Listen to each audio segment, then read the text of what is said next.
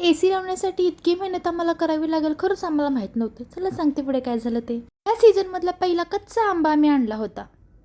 तुम्ही म्हणाल कच्चा आंबा कशाला, तर कच्च्या आंब्याची चटणी खूप छान लागते. आमच्या घरी भाजी नसली तरी चालेल, पण ही आंब्याची चटणी नक्की पाहिजे. हीच आम्ही आज आंब्याची चटणी केली. हॉलमध्ये आज AC बसवायचं काम सुरू होतं. माहित नव्हतं एका एसीमुळे इतक्या जण हैराण होतील म्हणून. एसीचे जे आउटडोअर युनिट असतं ते बसवण्यासाठी आमची इतकी सगळ्यांची हालत खराब झाली ना, अशी रस्सी टाकून आम्हाला वर खेचावं लागलं ते. तसं ते फिक्स केलं. नंतर माझी डॉक्टरकडे 3 वाजताची अपॉइंटमेंट होती, तर तिकडे मी डॉक्टरकडे जाऊन आले. तिथे मी जॉब करत होते ना, तिथं माझं त्या ॲड्रेसवरती पार्सल गेलं होतं. ते पार्सलला पण आणायला गेले होते मी. 8 दिवस झालं पार्सल येऊन पडलं होतं, त्याला आज मुहूर्त लागला.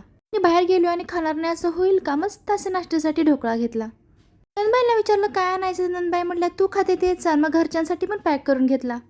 आज संध्याकाळी मस्त असा चिकनचा बेत होता घरी. चिकन घरात जेव्हा असतं तेव्हा जेंट्स लोकांचं 4-5 वेळा किचनमध्ये एंटर होतात. चिकन झालं का नाही, झालं का नाही. फटाफट मी भाकरी करून घेतली आणि मस्त चिकन पण झालं होतं. असा होता छोटासा मिनी ब्लॉग. भेटू नेक्स्ट मिनी ब्लॉगमध्ये. तोपर्यंत बाय आणि टेक केअर.